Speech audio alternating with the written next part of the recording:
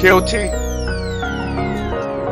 I show them love, they show me hate, but ain't no issues to it. We take them issues, tip that tissue, flush and get through it. We got them hoes, with them hoes, we been fishing to it. They get these souls for them dollars, now they flipping through it. This world full of sharks, we been swimming through it. They say they got your back, I love that's sticking to it. I'm trying to save your soul, cause I was meant to do it. They say I'm out my mind, but I be getting to it.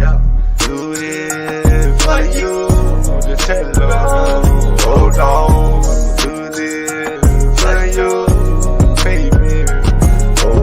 Mind of the maker, spirit of the creator. We was taught to cherish the wicked and to embrace them. Born in this world of sin, not that life we chose, just a choice we make.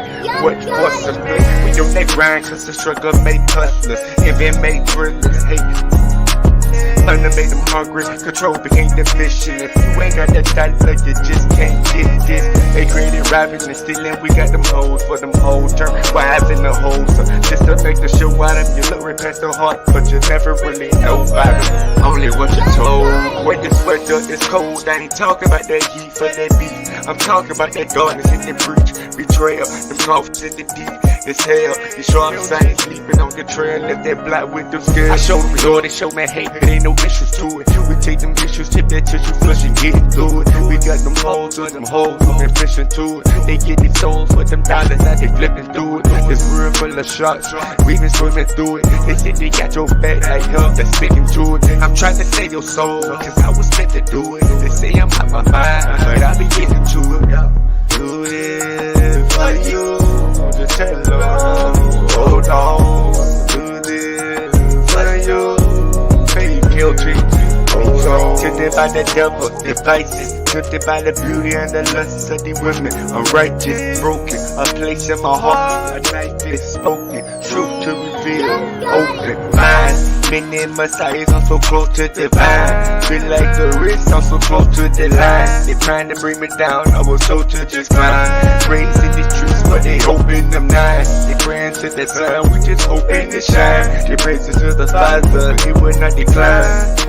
Raise a child in the way they should go and just do fine. The business of life, don't put your trust in the wrong one. Might be a long one, stay strong, baby on pt1. Yeah.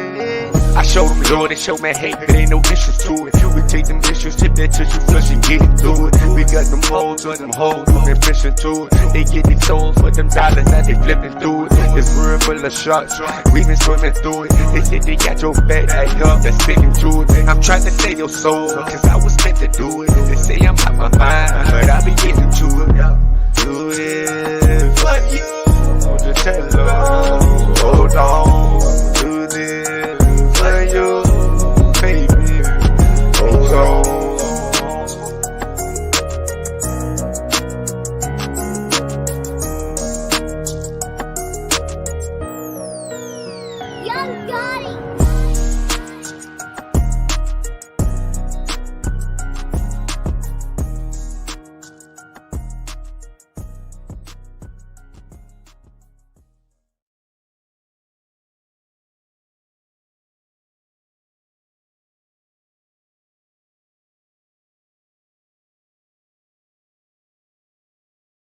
Let it give all praises to the Heavenly Father. Kahala b'nawa Yahweh. Show me your shot. We're going to a brief history of slavery. Show some viewpoints. 1 minute.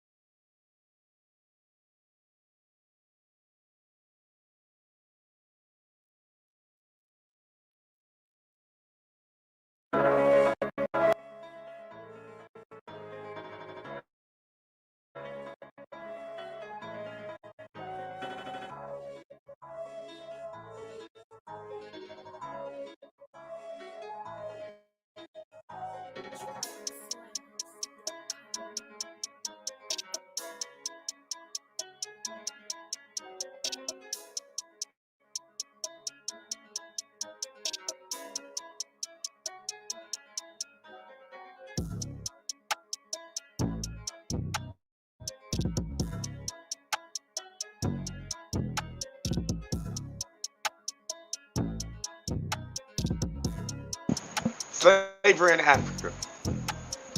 Slavery has historically been widespread in Africa. Systems of servitude and slavery were common in parts of Africa in ancient times. So we're going to pay attention to that and think for a minute.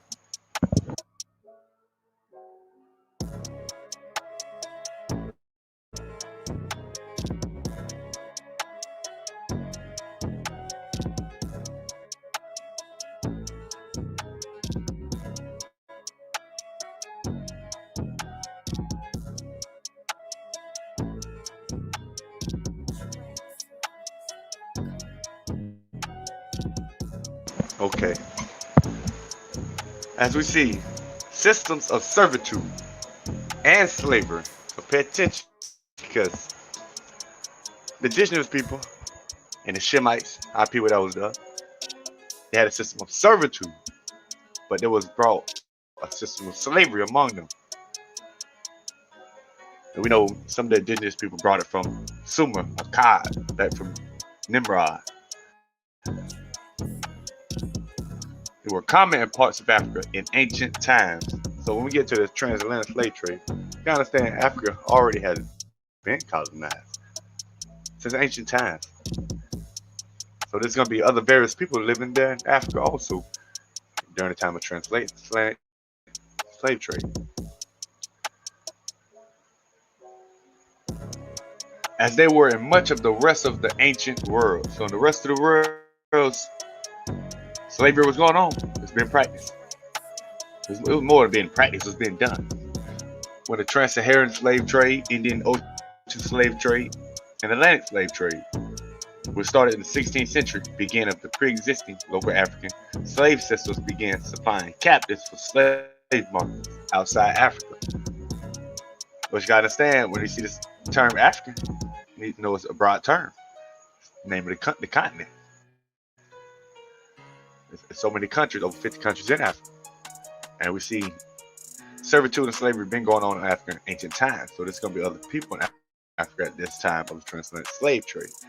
Also, that's what most of this influence is going on from outsiders, bringing it back in. Slavery in contemporary Africa is still practiced despite it being illegal. And that's due to people putting money on other people's heads, influencing people, persuading them by taking their resources, offering money to give resources for slaves.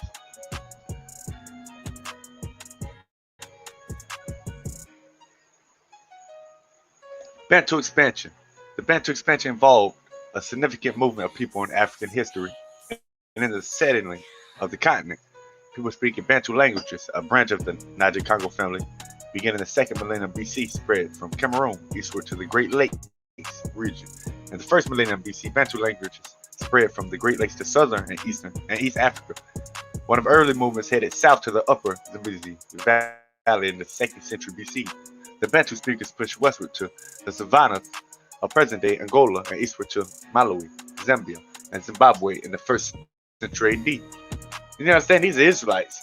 Most of the majority of Bantu that come in, the Bantu mostly is Israelites. There's other that moving among them, but these Israelites. So we know they're not the ones ruling the land. They moving into the land among others.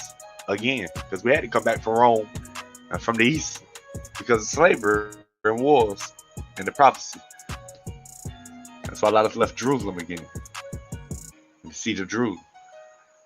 But we've been spread and migrated. The second thrust from the Great Lakes was eastward 2,000 years ago, expanding to the Indian Ocean coast, Kenya and Tanzania. The eastern group eventually met the southern migrants from Great Lakes in Malawi, Zambia, and Zimbabwe. Both groups continued southward. See, other parts of the groups came together. And they know there's other people among us, because others seeking for salvation, because they know who we are. Where eastern groups continued to Mozambique and reaching Maputo in the 2nd century AD and expanding as far as Durban. By the later 1st millennium AD, the expansion has reached the Great Key River. In present-day South Africa, sorghum, a major Bantu crop, cannot thrive under the winter rainfall. In Namibia and in Western Cape, coastline people inhabited the remaining parts of southern Africa. So you see that we spread across throughout Africa, a lot of places in Africa. And it's showing from a certain time period. I'm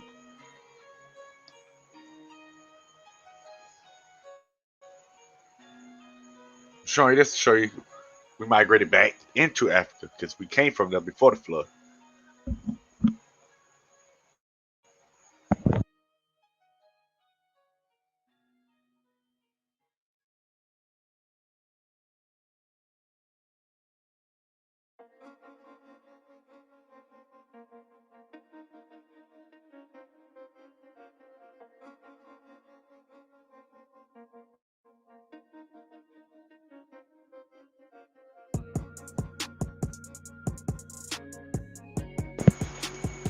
One sec.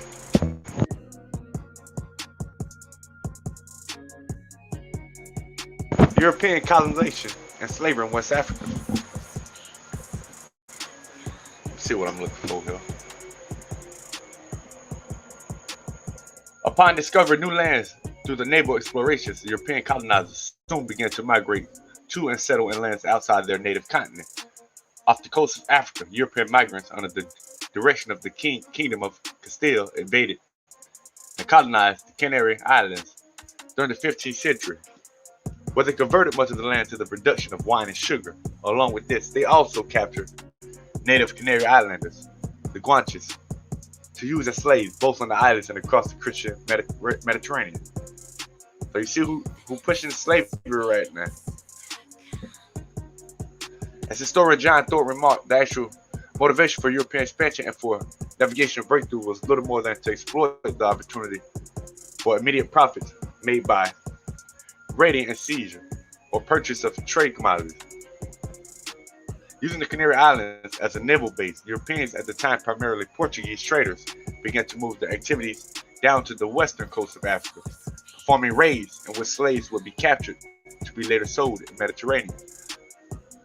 Although initially successful in this venture, it was not too long before African naval forces were alerted to the new dangers, and the Portuguese raiding ships began to meet strong and effective resistance, with the crew of several of them being killed by African settlers, who both were better equipped at traversing the West African coast and river system.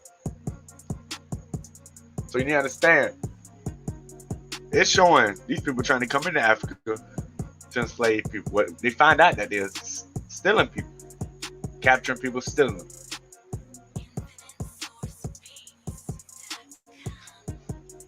So they're stealing people from Africa. And we see that African leaders are fighting back at this time. And I want people to be slaves and stolen. But people gotta understand what's really going on. By 1494, the Portuguese king had entered agreements with the rulers of several Western African states. See, this will happen. That would allow trade between their respective peoples, enabling the Portuguese to lap into the well-developed commercial economy in Africa. So this was the problem. Without engaging in hostilities. See, this is what their plan was. Come in, let's try not to use hostilities. Peaceful trade became the rule all along the African coast. After, people were getting stolen and kidnapped already, they tried to make agreement with leaders. But we come through the Bantu expansion, so we know these other leaders that allowed these people in aren't us. But then, some of our people start coming and rule. But let's continue. Although there were some rare exceptions when the acts of aggression led to violence. For instance, Portuguese traders attempted to conquer the Basagos Islands in 1535. And in 1571, Portugal supported the Kingdom of Congo to control the southwestern region of Angola in order to secure its threatened economic interests in the area. You see what happened? It's turned on the people, started taking land. They came up with their own little plan. They made an agreement, but they never keep their agreement. They started trying to conquer the land while they was there.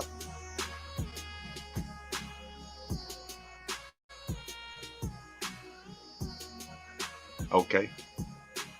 Although Congo later joined a coalition in 1591 to force the Portuguese out, Portugal had secured a foothold on the continent that it continued to occupy into the 20th century. So they had kept them a foothold. So this was going on. Despite these incidents of occasional violence between African and European forces, many African states ensured that any trade were on in their own terms. For instance, imposing custom duties on foreign ships in 1525, the Congolese king Alfonso I seized a French vessel and its crew for illegally trading on his coast.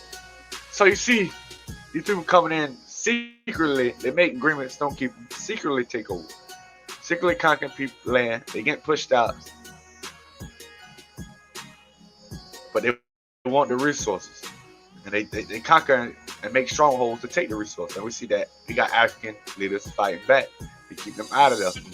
Slaving people, taking slaves. But we know it went on in ancient times because there's been multiple groups in Africa doing the slavery. And they put it on the people. Where the people started picking up this custom to want to slave people. Because it became a everyday life thing as it continued to go on.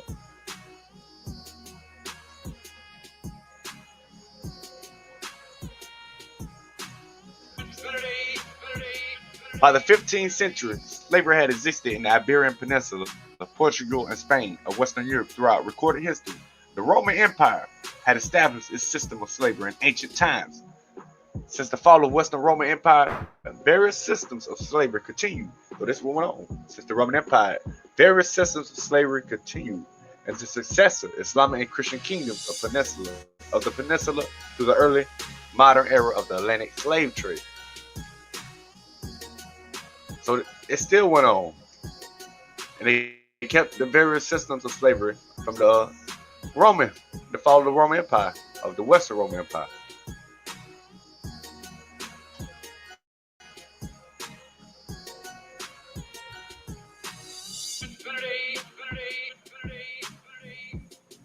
Slavery was prevalent in many parts of Africa for many centuries before the beginning of the Atlantic slave trade. There's evidence that enslaved people from some parts of Africa were exported to states in Africa, Europe, and Asia prior to the European colonization of the Americas. So they started slaving around the world already. Then they went to Africa. Why they were slaving in America when they got the Indians? A lot of them know the Kingdom of Israel, Native Indians. When they came to get them, they was already over Africa to get them. So a lot of people try to say that the slave trade started so different times. People don't say they was already in Africa, stealing slaves around the time they was coming into the Americas. Around the same time periods, they've been going in both of the land. They've been going to Africa.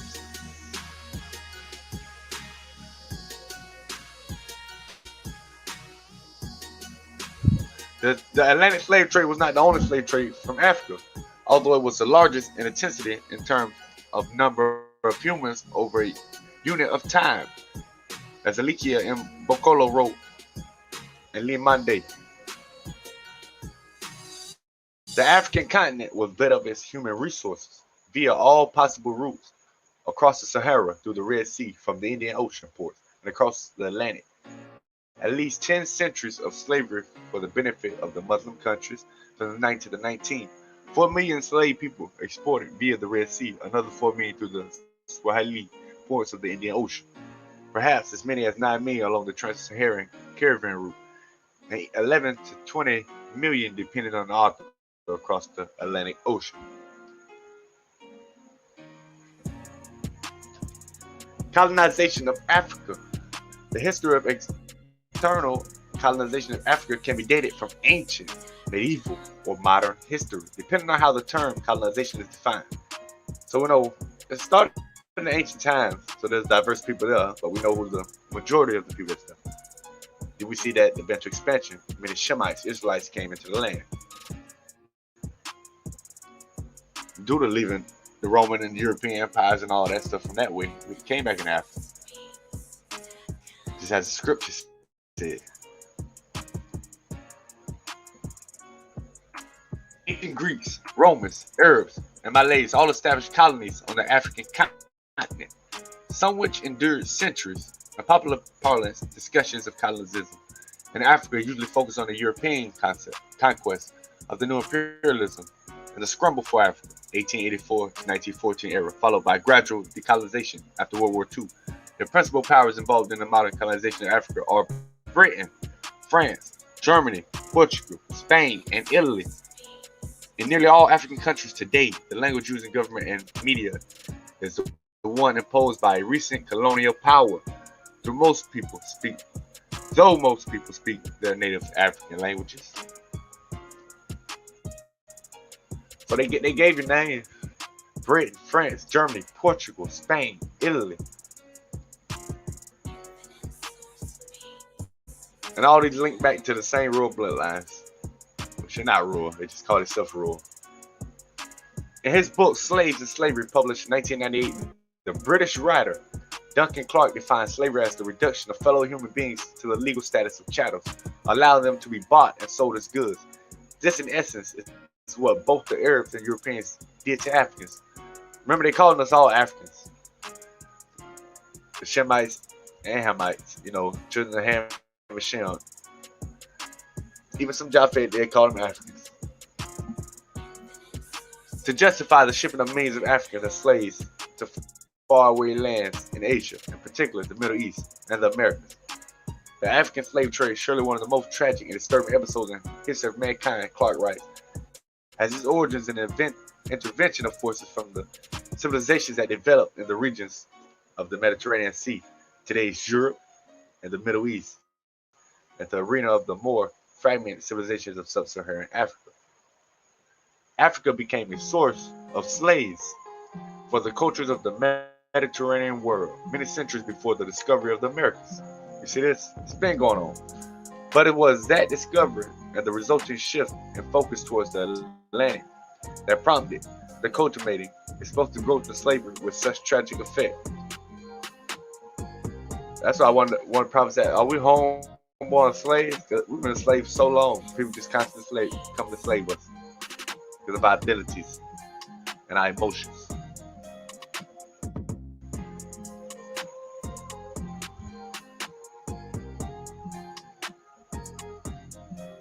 Slavery, in fact, was a central feature of life in the Mediterranean world, especially in Mesopotamia, ancient Egypt, Greece, Imperial Rome, and the Islamic societies of the Middle East and North Africa. Pre-Columbian transoceanic contact theories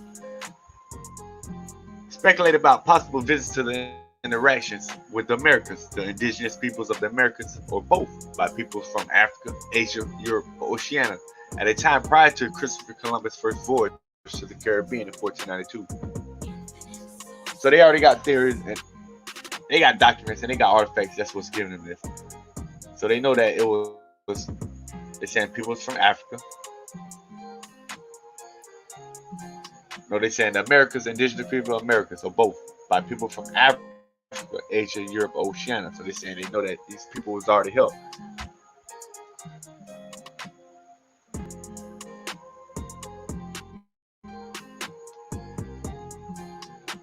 Born in Spanish nobility, Juan Ponce de Leon, 1460 to 1521, may have accompanied Christopher Columbus on his 1493 voyage to the Americas. A decade later, he was serving as governor of the eastern province of Hispaniola when he decided to explore a nearby island, which became Puerto Rico. In pursuit of a rumored fountain of youth located on an island known as Bimini, Ponce de Leon led an expedition to the coast of what is now Florida in 1513, thinking it was the island he sought. He sailed back to colonize the region in 1521, but was fatally wounded in a Native American attack soon after his arrival. So they're saying, well, we know that him and Christopher Columbus knew each other. They're saying that he may accompany him on that 1493 voyage. And we know he landed in Florida. But they idolized him and sent out to Florida.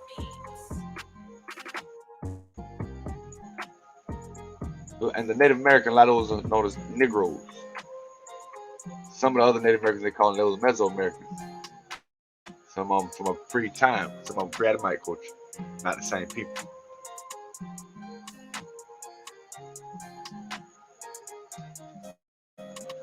Almost as soon as it appeared in 1991, the secret relationship generated a controversy that cleared more on his interventions than his scholarship. The noise level was heightened in 1993 by the turmoil that swirled around Professor Tony Martin of Wesley College, a tenured professor in Wesley College Department of Africana Studies, Martin assigned to one of his classic portions of the book, which singles out Jews for special prominence in the Atlantic slave trade. Now, these are those Jewish converts living in the land right now. He singled out them for special prominence in the Atlantic slave trade and for having played a particular prominent role in the enslavement of Africans in the Americas. He was accused of anti-Semitism and wrote a brief book to refute the charges. The title of Martin's book, The Jewish Onslaught. Dispatches from the Wesley Battlefront. He gave a clear preview on his opinions. It was a mixture of discussion, factual refutations, and angry recrimination. The lads predominate with paragraphs that open using language like to the Jews and to their favorite Negroes who have insisted on attacking me, I say. His views on the secret relationship use of historical materials amounted for a barrage of enthusiastic endorsements. So they didn't get the book because they know they funded, because they ain't the real Jews we are. They funded it. It was part of the funding of this through the British royalty. They served the dragon.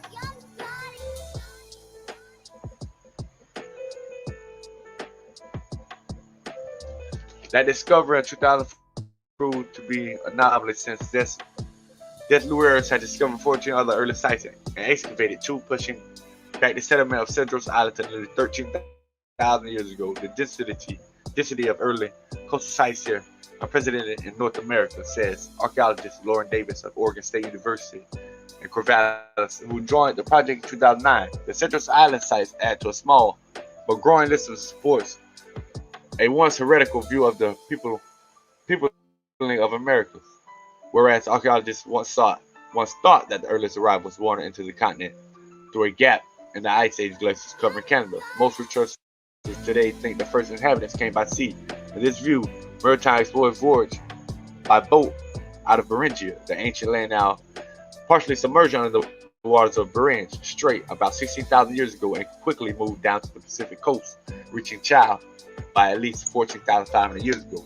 So they trying to say these others are who were calling themselves, who other scholars are saying natives, but they don't even call themselves, but they call themselves Native Americans. But they trying to say these are other people that are classified as Native American, because they know the ones they came and enslaved at the time of Christopher Columbus and found state line. They was calling those Native Americans Negroes, and they are also classifying some other people known as Native Americans. And they got artifacts on these other people that are not the same people that they were enslaved.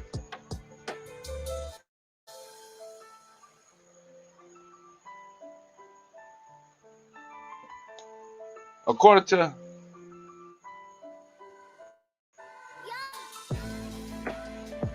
teaching people about their complete history and greatness, you make them incompetent and unable to feel the full potential and plan for their future as a culture.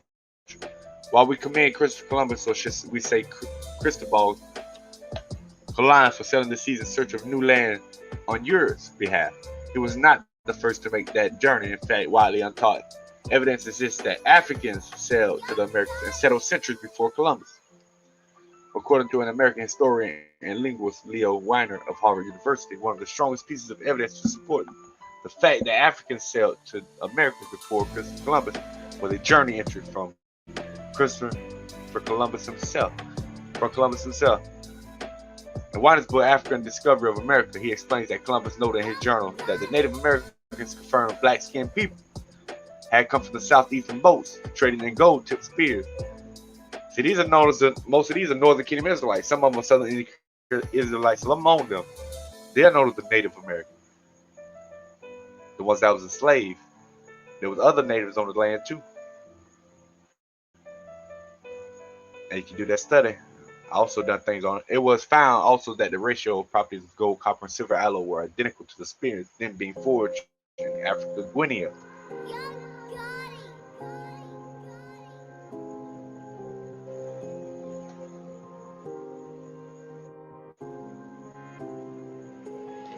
Okay, before we get to that,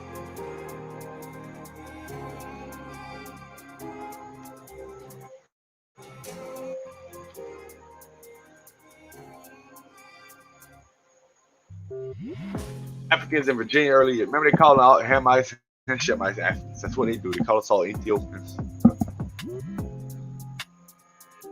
The first documented arrival of Africans to Virginia was in 1619 when an English warship White Lion arrived at Point Comfort in present-day Hampton. The African captives had been forcibly removed from a Portuguese slave ship, subsequent to being attacked by the White Lion and another English warship, Treasurer, while sailing in the Bay of Comité.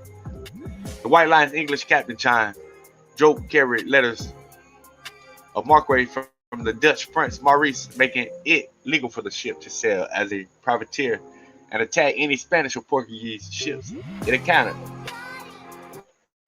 The 20-odd Africans on the White Lion were traded to colony officials for food.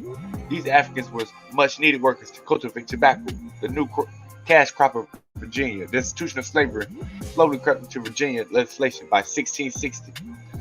Slavery, as we think today, was established in Virginia. Tobacco was extremely labor-intensive, and more workers were needed. The sale of Africans to Virginia planters promised to be a profitable endeavor. So we already know America was already conquered. It wasn't American shit. They named it America. But throughout this time, slavery was steady going on. And you know, we was already spread among the world. We was being spread out. But we know in the 1600s, you know, they started taking more from the African continent. Shemites, Israelites. And bringing us over. Right? Before they brought us in a vast amount, we see that these 29 Africans that people speak of, right? They was took off another boat of the Portuguese. And this was got by the English warship White Lion. See? The flavor is still going on. But you're going to see, you say, the institution of slavery slowly crept in Virginia legislation by 1660. I'm going to show you why in a minute. But real quick. At first, trading directly with other European countries was common in Virginia, but the Navigation Act of 1660 brought such relations to a close. Only English-owned ships could enter colonial ports. The Crown, pay attention, the Crown had realized the wealth that could be achieved through trade and wanted the wealth for England. Once the Navigation Act was passed, Virginia planters were forced to rely on the mother country to supply them with their labor force. To address this, the Royal African Company was formed in 1672. So when some people say we know King James was black, that King James. But he's under the crown still. Do you understand that? They were still under the crown, but he's dead by this time. Do you understand that? That's when they started bringing in more slaves and stuff. They were waiting to get King James out of there. But when he died, around 1625. That's why these were later formed later on. But then they came and started enslaving all of us, even the ones that was said to be free. That's why some of them say we were free. They wasn't free to begin with. They was under the colony over there, under the crown. But King James came into power, and he was still under the crown. But he wasn't allowing the enslavement of all our people, and they liked it what they thinking. Even though they were doing it on their own terms, because he only had certain powers what he had. But merchants in London associated with residents of Jamestown were also heavily involved in the slave trade, because under the crown. John Jeffers, one of these merchants, owned part of a row house in Newtown, and historians speculate that slaves were sold in front of the building on a wharf. The Royal African Company also had agents in Virginia to whom slaves were delivered. These agents received a 7% commission on sale. John Page Colonel, Nathaniel Bacon, and William Sherwood were all promised Virginians who served as factors, agents, or representatives for the company. So they didn't treat the slaves like what people were thinking. The people with King James, till they got them out of there. Then they was there to slave everybody else, even the people of King James. See, people don't understand that yet. But hold on. The Virginian Company of London was a joint stock company chartered by King James I in 1606 to establish a colony in North America. That established a colony. That wasn't to go to enslave everybody, but the crown was going to take over and enslave people. King James, they went there to build something, a town, whatever. Such a venture allowed the crown to reap the benefits of colonization. See, this will help the crown. Such a venture allowed the crown to reap the benefits of colonization. Natural resources, new markets for English goods. leverage against the Spanish. So when King James, some of them they said were black Jews, the real Jews, and a lot of them were Shemites. It wasn't of Israel, but it was also Shem that was with them.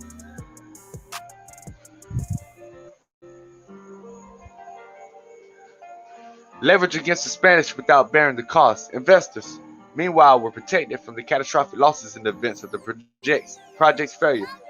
The company established a settlement in Jamestown in 1607, and over the next 18 years, the Crown granted the company 2 new charters. Democratizing its governance and reforming its financial model, what began as an enterprise of investors seeking a dividend was funded a decade later almost exclusively by public lottery. By 1618, the company had found a way to use its most abundant resource, land, to tempt settlers to pay their own passage from England to the colony. So this is where the part where you get indentured servants, or they try to say, oh, some of us indentured servants. Some people try to make their way over here to build land. But when King James died, that's when you get to the slaves out of slaving everybody. The King James was black, so they weren't trying to slave all the people like that until they got him out of there. And then after arrival, to pay the company a quintrent or fee to use the land, still the Virginia company and the colony it oversaw struggled to survive disease, mismanagement, Indian attack, and factionalism in London. All took toll until in 1623, the Privy Council launched an investigation into the company's finances. A year later, the company's charter was revoked and the king assumed direct control of Virginia. But 2 more years later, so he died. But the thing is, Charles I, 19 November 1600, January 30, 1649, was King of England, Scotland, and Ireland from 27th of March 1625, because his daddy died, until his execution in 1649. So he was executed. He was born into the House of Stuart as a second son of King James of Scotland, but after his father inherited the English throne in 1603 as James I, he moved to England, where he spent much of the rest of his life. He became heir apparent to the 3 kingdoms of England, Scotland, and Ireland in 1612.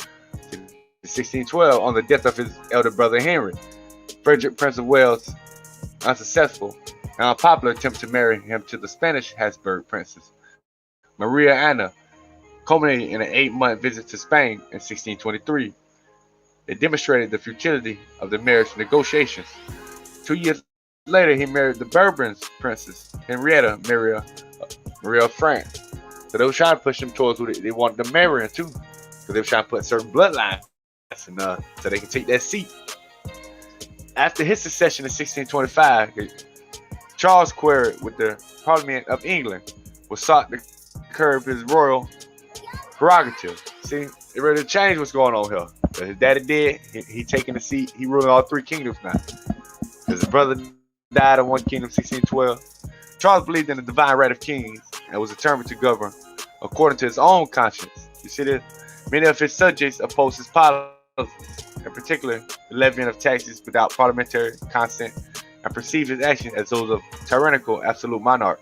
His religious policies, coupled with his marriage to a Roman Catholic, generated antipathy and mistrust from reformed religious groups such as the English Puritans and Scottish Covenanters, who thought his views were too Catholic. He supported his church Anglican ecclesiastics such as Richard Montagu and William Laud, and failed to aid contentious Protestant forces successfully during the 30 Years' War. His attempts to force the Church of Scotland to adopt high Anglican practices led to the Bishop Wars. You see this? So he was going through wars with these people, strengthened the position of the English and Scottish parliaments, and helped precipitate his own downfall. From 1642, Charles fought the armies of English and Scottish parliaments in the English Civil War. You see this? 1642. So he's fighting against English and Scottish parliaments in the English Civil War. After his death in 1645, after his defeat in 1645, he surrendered to a Scottish force that eventually handed him over to the English Parliament. You see this? So they got King James out of there, his son out of here now. They beat him up, took him down in war.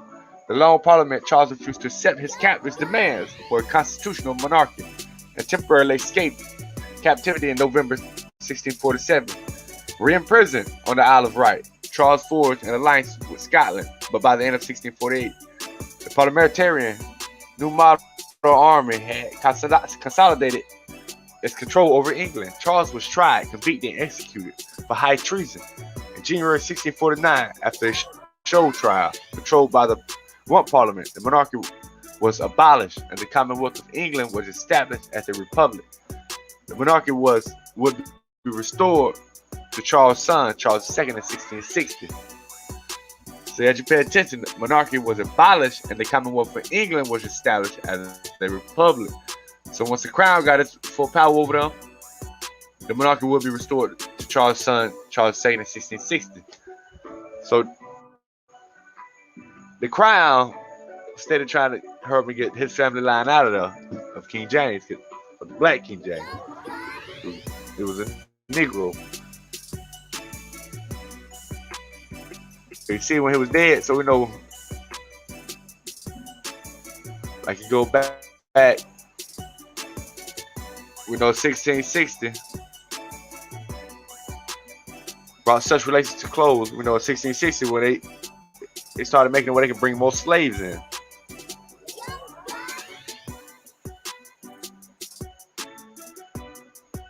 On this day in 1638, a ship returned to Massachusetts Bay from the West Indies after a 7-month voyage. Its cargo included cotton, tobacco, and as far as we know it, the first enslaved Africans to be imported into Massachusetts when the Pequot Indians lost the war with the English in 1638. The fate of the vanquished was to be enslaved by the victors. The defiant Pequots made 4 slaves, however, and many of them were shipped to Bermuda in exchange for African bondsmen. In 1641, the Massachusetts Bay Colony adopted a code of law that made slavery legal. It will remain so for the next 140 years.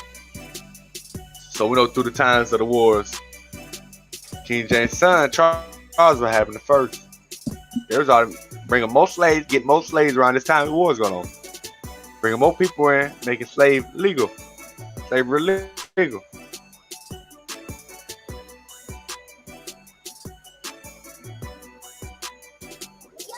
African participation and Renaissance to the trade. So I'll show you that they took control of the African leaders. War and resources. That's how they got in on them. With some early exceptions, Europeans were not able to independently enter the West and Central African interior to capture Africans and force them onto ships to the Americas. Instead, European traders generally relied on a network of African rulers and traders to capture and bring enslaved Africans from various coastal and interior regions to slave castle on the West and Central Africa coast. Many of those traders acquired captives as a result of military and political conflict, but some also pursued slave trading for profit. So many of these traders acquired captives as a result of military and political conflict, but some also pursued slave trading for profit. So we know many of them are threatened through war, resources, and being conquered. So they'll go around chasing old Shemites. They say, oh, we'll catch these Bantu. Because we come in, our people, there's like Bantu came in, they spent it. No, they was looking for us. You know, we hard workers. We guys on earth.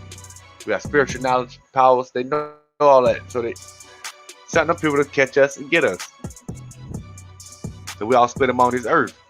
So the ones that was over there, Bantu expansion. These people were threatened. They're going to be conquered. They don't go around catching these Shemites. These other, they call us African because that's the name of the continent.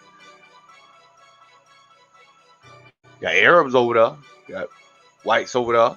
They all still call Africans. But they also distinguish the ones that they want to call French, Britain, for a reason too. But some also pursue slave trading for profit. That's because they was starved of resources and food stuff. So they're like, in order to survive, I have to catch somebody. Some people didn't want to do it. Some of them were wicked and they enjoyed doing it.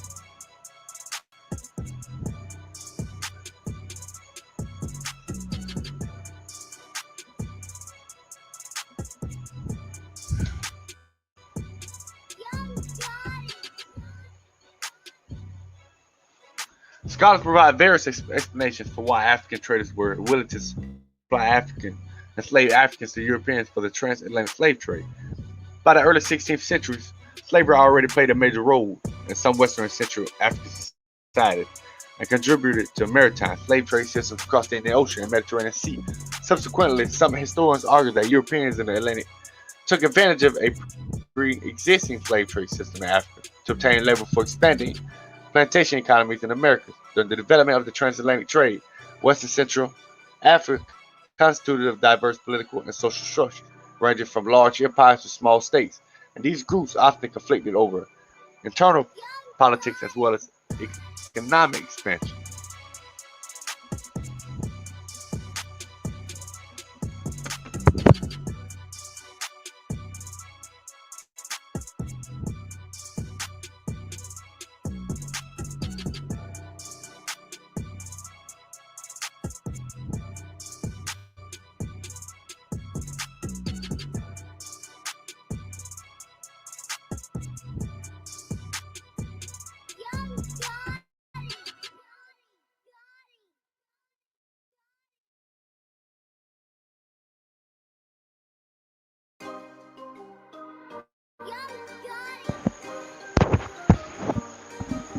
Slave and Citizen Deals.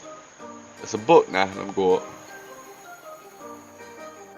Slave and Citizen, the Negro in the Americas. Frank Tenenbaum. Okay. Slave and Citizen deals with one of the most intriguing problems presented by the development of the New World: the contrast between the legal and social positions of the Negro in the United States and in Latin America. It is well known that in Brazil and in the Caribbean area, Negroes do not suffer legal or even major social disabilities on account of color, and that a long history of sadness, miscegenation has erased the sharp line between white and color. Professor Tenenbaum, one of our leading authorities on Latin America, asks why there has been such a sharp distinction between the United States and other parts of the New World, into which Negroes were originally brought as slaves. So they need to know the House of Judah. They need to make sure which one is the House of Judah and where they going at. They keep a track of both of them.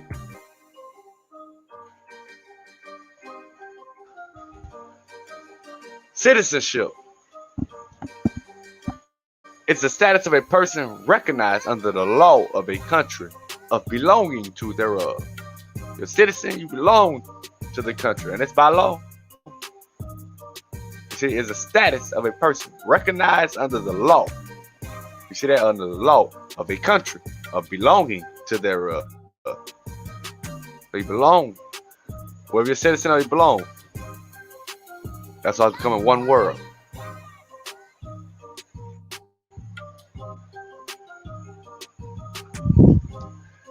True development cannot take place in the absence of national independence and liberation.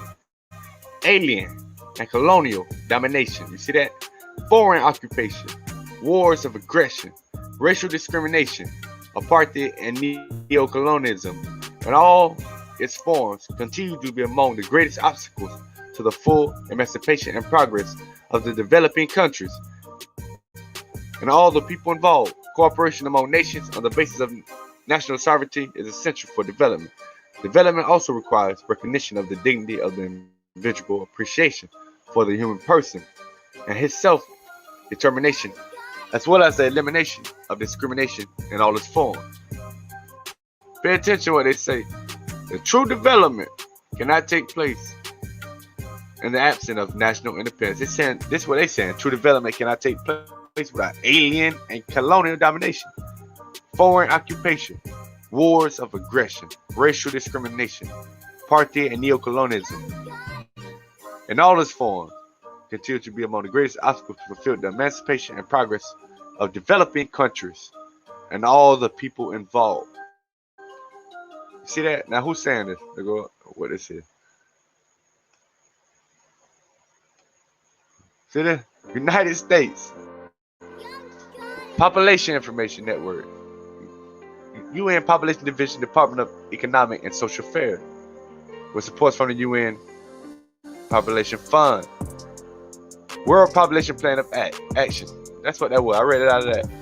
That's what they say. They need wars. They need racial discrimination. They need all this to keep to keep getting more land, to thrive off of it, to take people down, to take the resources so they can keep ruling. This is in their act. They tell you what they do it for. I just read it. Let's see what way they've been doing that. Let's go back in history. On May 13, 1985, police fired tear gas, water cannons, and 10,000 rounds of ammunition into 6221 Osage Avenue in West Philadelphia. Then from a helicopter, officers dropped onto the building a satchel bomb, the kind used in World War II and Vietnam. You see this?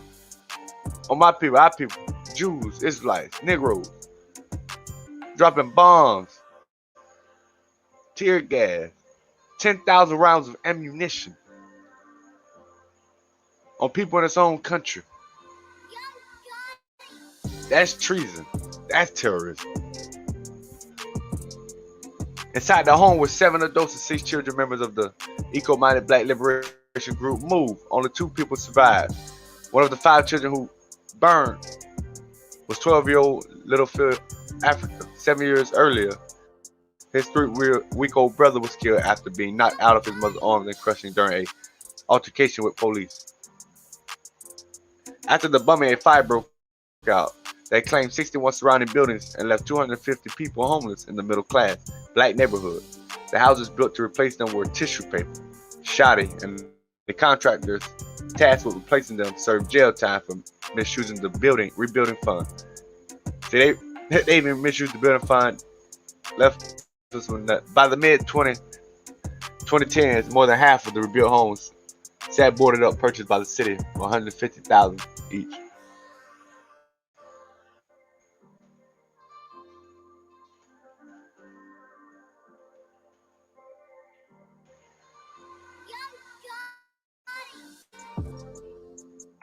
From the 1920s to the 1970s, chemical companies made polychlorinated vinyls of PCBs in Anniston, Alabama. The compound were used as lubricants, insulators, and electrical machinery. They also caused cancer and damaged brain structures in humans and were banned in the U.S. in 1979. But by then, more than 800 tons of PCBs had been released into a local canal, 32,000 tons more into the city's open landfill. Within the major Black city, Black neighborhoods were hardest hit by the pollutants today. Creeks still run red, and there are dead zones where vegetation cannot grow. Even young people contend with cancer and other illnesses. The brother of one local activist died of lung and brain cancer at just 16 in 2003. Residents won a lawsuit against Monsanto with hundreds of millions, but each of them more than 118,000. For each of more than 18,000 complaints, only received a few thousand. Adults saddled with homes they could not sell were awarded 9,000 each. They ain't doing nothing. That's nothing. Poisoning everybody. Poisoning the water. They take control. In 1921, white mobs descended on Tulsa, Oklahoma's prosperous Greenwood neighborhood. They murdered more than 300 Black residents and burned homes, shops, and local institutions ranging from schools to movie theaters. Entire city blocks evaporated, as well as the contemporary equivalent of tens of millions of dollars in Black property and wealth. 9,000 out of a total of 11,000 Greenwood residents were left homeless. After living in a Black community so affluent that it had been dubbed Black Wall Street, thousands spent the following winter living in tents in an interment camp. In November 1898, a white supremacist mob stormed the majority Black and racially integrated city of Washington, North Carolina, and burned the office of a Black newspaper. They marauded through the streets, killing as many as 100 Black residents. The mayhem was all part of a carefully planned effort to overthrow the local government, which included the Black aldermen and other officials and civil servants. It still stands as the only successful coup in American history. Black residents retreated into swamps and woods on the outskirts of town to escape the white mob. Around 2,000 left for good, leaving the city majority white. Took it over.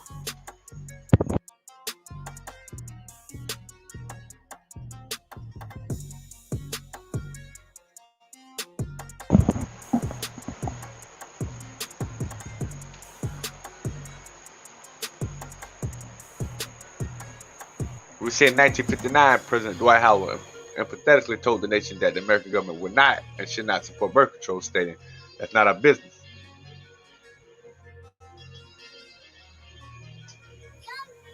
With the event of the pill, that position changed sooner than anyone ever suspected. Just 5 years later, President Lyndon Johnson established federal funding of birth control for the poor. Although many social welfare advocates applauded the move, not everyone welcomed the development within the African American community. Federal funding sparked a serious controversy over birth control, especially the pill. In the 1960s, many African Americans around the country deeply distrusted the motivations behind government-funded birth control clinics, fearing it was an attempt to limit black population growth and stunt black political power. Their fears were well grounded in past experiences. In the South, black fertility had a long history of being controlled by whites. Under slavery, African American women were encouraged to have children to increase their plantation owners' wealth. After the Civil War, when African Americans were no longer valuable property, the view among white supremacists abruptly shifted. It became desirable to decrease the African American population in the South. Sterilization, abuse of African American women by the white medical establishment reached its height in the 1950s and 1960s. Women who went to hospitals to deliver children often came out unable to have more. See, this is what they do, and they're doing it today.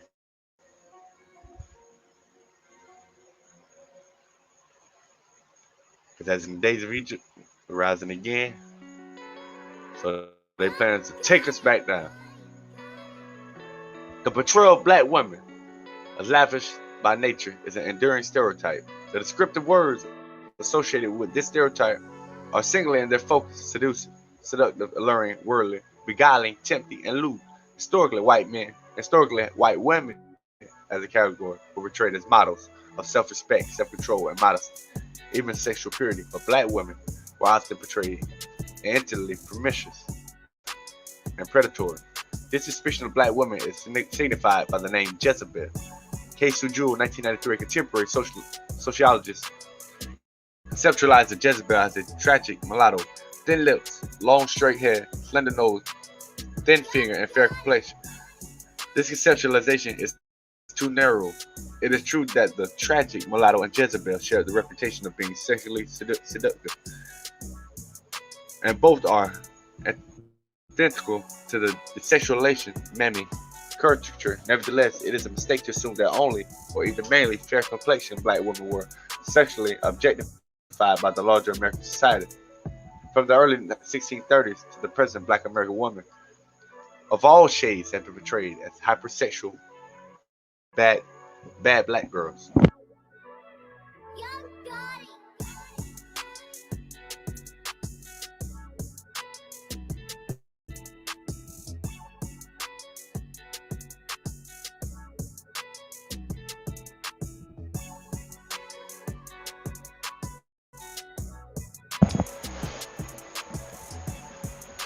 Jewel, conceptualization is based on kernel of historical truth. Many of the slavery era blacks sold into prostitution were mulattoes, also freeborn light-skinned black women, sometimes became the willing concubines of wealthy white southerners. This system, called plaquage, involved a formal arrangement for the white suitor customer to financially support the black woman and her children in exchange for her long-term sexual services. The white men often met the black woman at quadroon balls, a Gentile sex market. So they was turning our women into Jezebels, whores. Now you see that they use a lot of the light-skinned mixed women, the mixed Negroes. They even use the light-skinned non-mixed Negroes.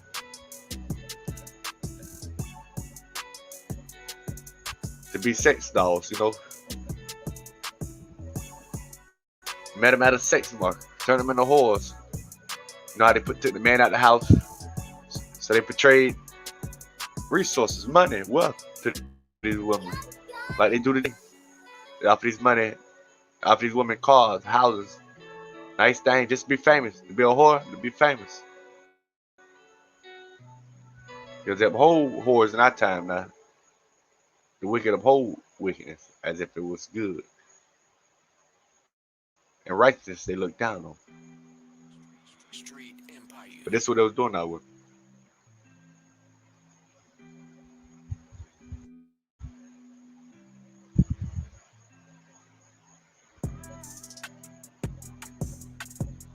King's support for white moderators. For much of the 1950s, King believed that the white Southern ministers could provide moral leadership. He thought the white racists of the South could be countered by the ministers who took a stand for equality. At the time, his concern with economic justice was a secondary theme in his addresses and political advocacy. Speaking at Vanderbilt University in 1957, he professed his belief that there is, in the white South, more open-minded moderates than appears on the surface. He urged them to lead the region through its necessary transition to equal treatment for black citizens. He assured all that the aim of the movement was not to defeat or humiliate the white man, but to win his friendship and understanding. King had hope for this vision. He had worked with white liberals such as Miles Horton, the leader of Central in Tennessee, for training labor and civil rights organizers. King had developed friendship and crucial alliances with white supporters in other parts of the country as well.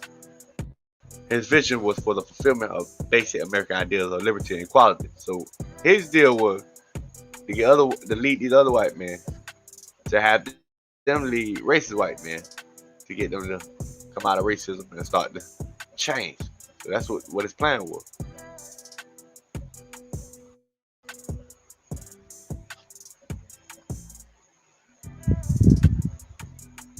World government, global, state, United States of Earth, world empire, and world state. For the government of the television show, well, that's going to other stuff, but world government, global government of democracy is the concept of a common political authority for all humanity, giving way to global government and a single state or polity with jurisdiction over the entire world. Such a government could come into existence through violent and compulsory world domination or through peaceful and voluntary supranational union. But we know that's not how it works. There has never been an executive, legislative, judicial, military, or constitution with global jurisdiction. The United States beyond the United States Security Council, which has the ability to ensure mandatory resolution, is limited to a mostly advisory role, and its state proposed is to foster cooperation between existing national governments rather than exert authority over them. But as we see today, they're all trying to come together to make a world government, which they already got it behind the scenes. It's just what they're showing us in front of our face. They already got it done with each other. They're trying to get the world ready for what they have planned. Whether you're with it or not, the devil gonna try to make a good move. He ain't got but a short time because the world has awakened. Economists have warned that the relationships between global economic integration, national self-determination, and democratic politics can be fraught, and that capitalism has a tendency to reproduce and intensify inequality. In the 20th century, Emmanuel Wallerstein developed the world system approach to analyze the contradictions inherent in a capitalist world system. Although imperial military competition gave way to world of sovereign states in the era of decolonization, he noted that a capitalist world order perpetuates a system of domination to maintain capitalist interests.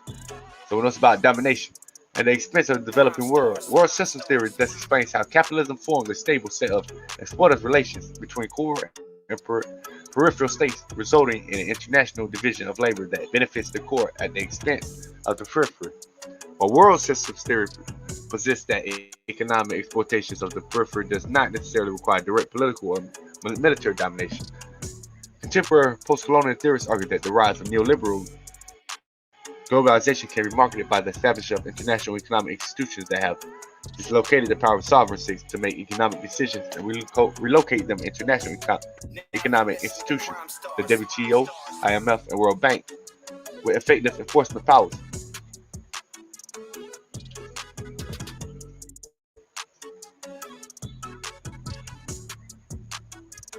Whereas realists, liberal, and Republican theorists typically posit that a world state is a possible futuristic institutional development to evolve from anarchy.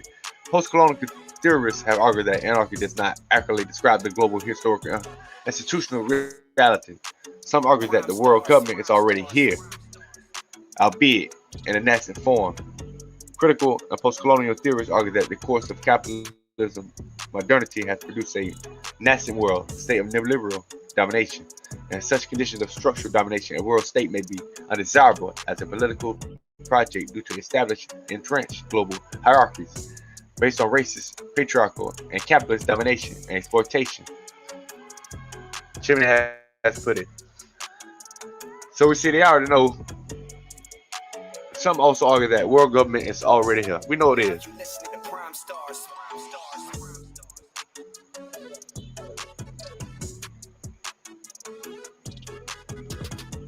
We're going to go through a few more things before we end. DARPA on your mind. Applied science may once again play a decisive role in changing the face of armed conflict and the rest of human affairs by shifting the battlefield to our very brain. The National Security Establishment, or particularly the Pentagon's Defense Advanced Research Project Agency DARPA, supports research at the intersection of neuroscience and national security that could ultimately enable authorities to do things like enhance or muddle or erase memory. See this? Enhance, muddle, or erase memory. Monitor crowds for individuals whose brain patterns correlate with aggressive behaviors. So they want to moderate people by their brain and mind. See, say the devil, they want control of even your thoughts, your mind. They want to be able to control your thoughts and be able to separate people with aggressive behaviors or control weapons from afar merely with thoughts. See, they want to be able to control weapons from afar with merely thoughts and control people's minds and separate them. What are the dangers of such information? Falling into the wrong hands. And are there any right hands for this kind of knowledge? Is any extension of human ability justified by the need for government to protect its society? It's already in the wrong hands. And we know that. The people who come up with this stuff are the see the sage, see the serpent.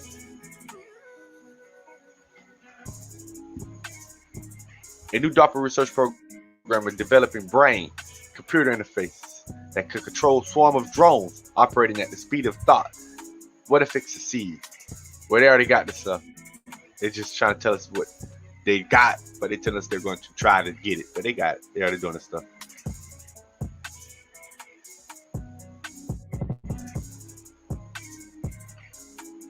In August, 3 graduate students at Carnegie Mellon University was crammed together in a small windowless basement lab using a jury-rigged 3D printer frame to zap a slice of mouse brain with electricity. The brain fragment cut from the hippocampus looked like a piece of thinly sliced garlic. It rested on a platform near the center of the contraption. A narrow tube bathed on the slice in a solution of salt, glucose, and amino acids. This kept them alive. After a fashioned neurons in the slice continued to fire, allowing the experimenters to gather data. An array of electrodes beneath the slice delivered the electric zap, while a syringe-like metal probe measured how the neurons reacted. Bright LED lamps illuminated the disk. The setup, to use the lab members' lingo, was kindly of hacking. A monitor beside the rig displayed stimulus and response. Dose of electricity from the electrodes were followed many seconds later by neurons firing. Later, the researchers would place a material with the same electrical and optical properties as a human skull between the slice and the electrode to see if they could stimulate the mouse hippocampus through the simulated skull as well. They were doing this because they wanted to be able to detect and manipulate signals in human brains without having to cut through the skull and touch delicate brain tissue. Their goal is to eventually develop an accurate, sensitive brain.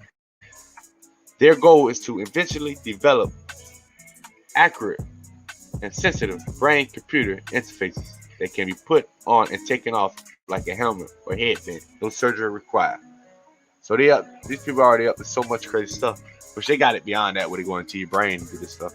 That's why they put nanobots in people, so they can control it. Once they alter people, they can control your thoughts, your mind. They just needed to come into the plan, but they got ready to go along with it. Fiat money has surprisingly short lifespan. The almighty US dollar, currently serving as world reserve currency, is not exempted. In spite of all proclamations that it cannot fail, throughout history, fiat money has failed over and over again. Where sound set assets like gold have survived, ruling out acts of God, and unforeseen circumstances. The number of reasons fiat fails is due to unsound economic policy. This is where gold and Bitcoin stand to truly prevail. People need to understand, ready for this new world that they already have.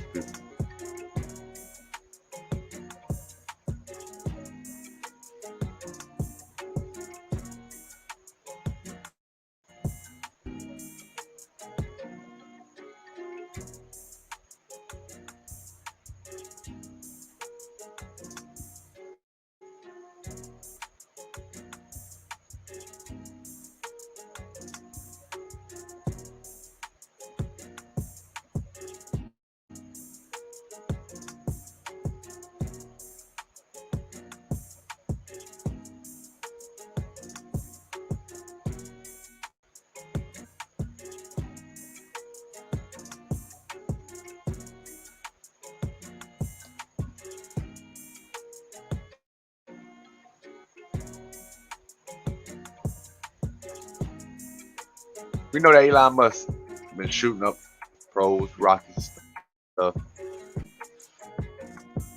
in the atmosphere. I'm looking for some. I don't see it on it though.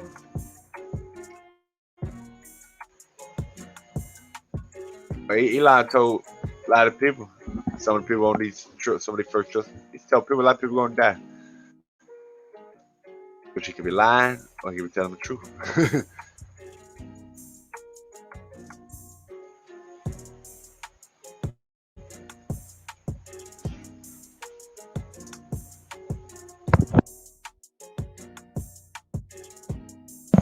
Genetically modified food controversies.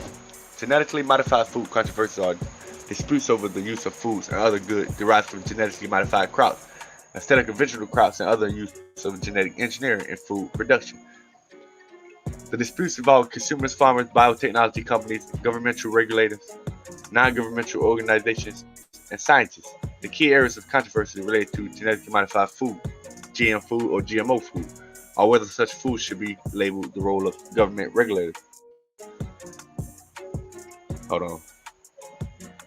The objective of scientific research and publication, the effect of genetically modified crops on health and the environment, the effect on pesticide resistance, the impact of such crops for farmers, and the role of the crops in feeding the world population.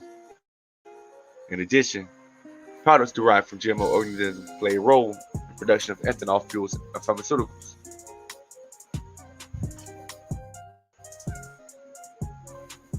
Remember, the devil needed a GMO world. He's artificial. If people artificial, you need everybody else artificial. We'll go down here.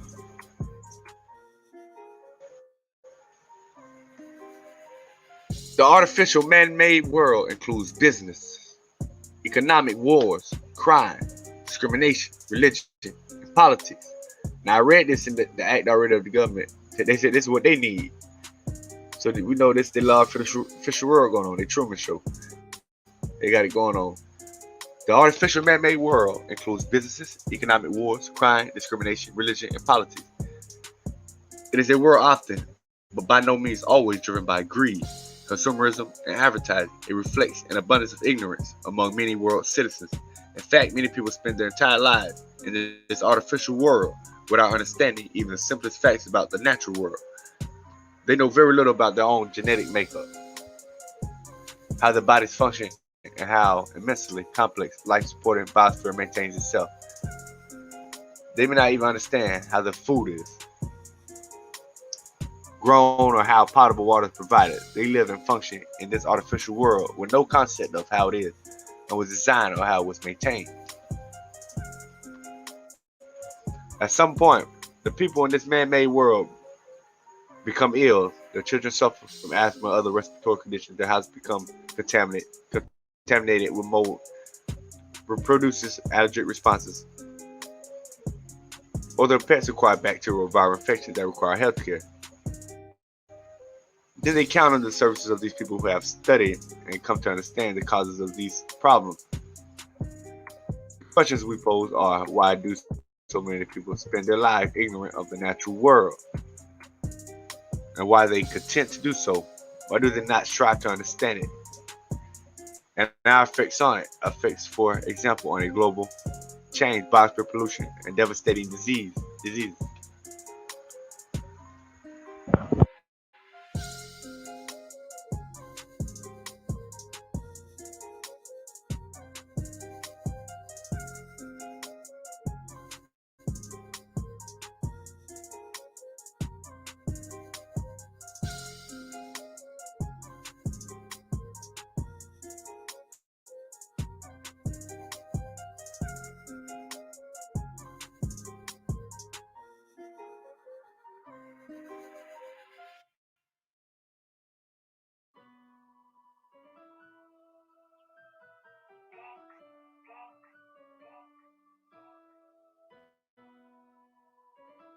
1 minute, it look like it's freezing up.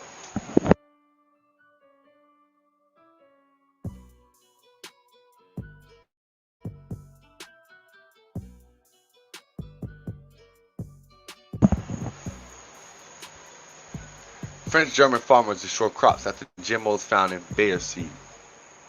And I think this is a year or 2 years ago, 1 or 2.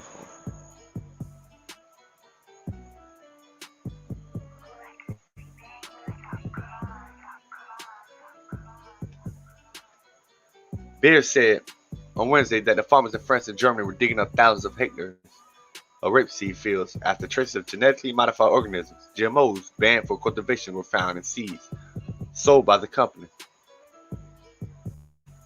Now, why is GMO bad to these other people?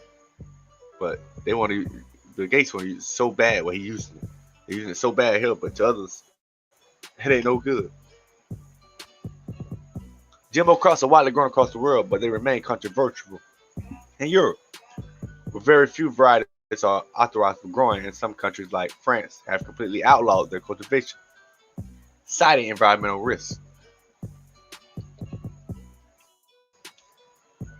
Checks by the French authorities during the autumn showed minute quantities of GMO seeds, estimate at least than 0.005% of the volume, and 3 batches of rapeseed seeds sold under the DeCab brand. Catherine Lavoli, Bayer's chief operating officer for France, said DeCab was previously a Monsanto brand before the U.S. company was taken over by Bayer last year. The GMO found, which is rapeseed variety grown in Canada, is not authorized for cultivation in Europe, although it is allowed in imports destined for food and animal feed, globally said.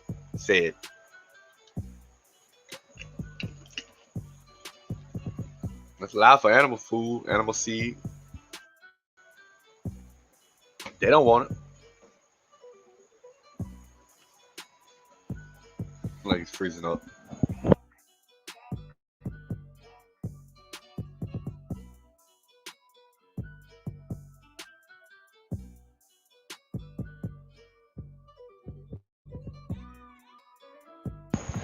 Many people wonder what impacts GMO crops have on our world. GMO, genetically modified organisms, is a common term consumers and popular media use to describe a plant, animal, or microorganism that had its genetic material DNA changed using technology that generally involves the specific modification of DNA.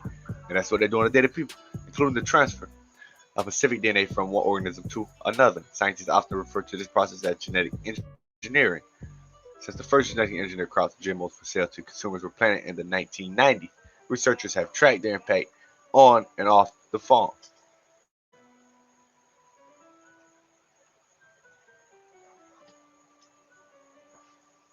Now, there are a lot of teams tell you it's okay for you. GMO's all right. But the other scientists, they know it's not. GMO toxicity fears and scientific analysis. After genetically modified foods were introduced in the United States a few decades ago, people independently reported toxic effects. They're trying to mess with my screen. Hold on.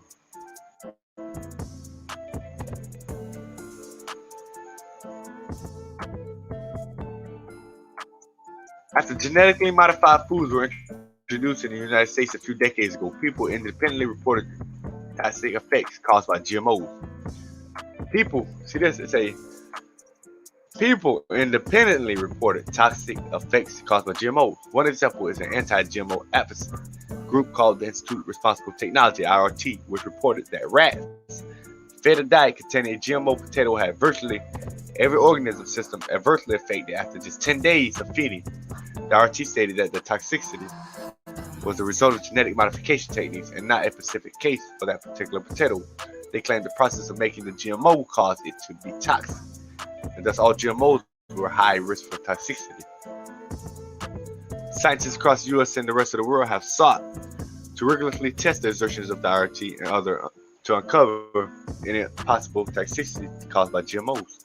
To this end, many different types, modifications, and various crops have been tested, and the studies have found no evidence that GMOs cause organ toxicity or other adverse health effects.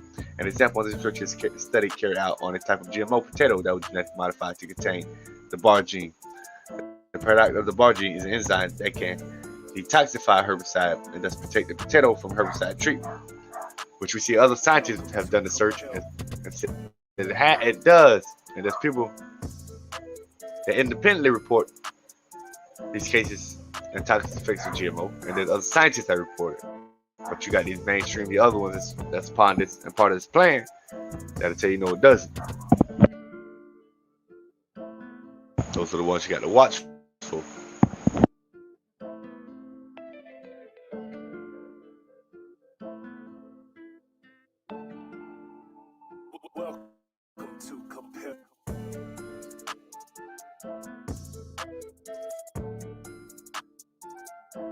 We know there's a depopulation plan.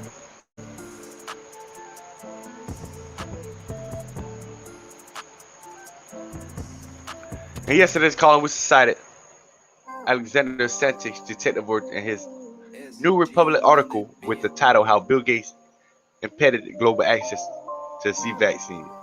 Gates would probably argue that without the prospect of earning untold billions in the future thanks to their controlled intellectual property rights, the incentive consisting of being paid generously to develop a global solution in the interests of humankind will simply fail to motivate the pharmaceutical giants to control the marketplace of critical drugs and vaccines. Gates tried his hand at education and failed miserably. His role in defining the World Health Organization's COVID-19 vaccines program produced a fiasco that could have been avoided. Gates is now focusing on agriculture. Which we noticed, becoming a member of the Sioux Nation. Nick Estes reports in The Guardian, the largest private owner of farmland in the U.S. Gates is now particularly active in India's agriculture, which is currently undergoing a major crisis. You see this? We know Gates, one of the largest private owner of farmland in the U.S. Gates is now particularly active in India's agriculture. These are other people agriculture too. But watch this, which is currently undergoing a major crisis. So he don't cause a crisis on these people farm fields and stuff, and then trying to play this GMO role to get them under it and keep them under control. Because Gates been using GMO seed for control against a lot of these people over there. He control their resources, and a lot of GMOs scientifically proven when they go into the ground, they destroy the ground for a natural seed to grow. That too much grow GMOs. So who control that seed? They feel like they control that power for your hunger. They pollute these waters, so they control that water. They control resources for your thirst. That's not the only thing they control. They control many other things. In all these cases, Gates steps in with cash and convinces others, especially public authorities, to support his projects with government funding that will be used to fulfill his rather than the public's agenda. He runs his experiments, always designed as top-down management ventures. He then watches them fail and walk away. Presumably a wiser man. Excuse me. Worse, the public only remembers that he put up the cash. Not that he played Dr. Frankenstein or the sorcerer's apprentice. The devastation he creates remains. In the best cases, the damage is local. In the case of C-19, it has been global.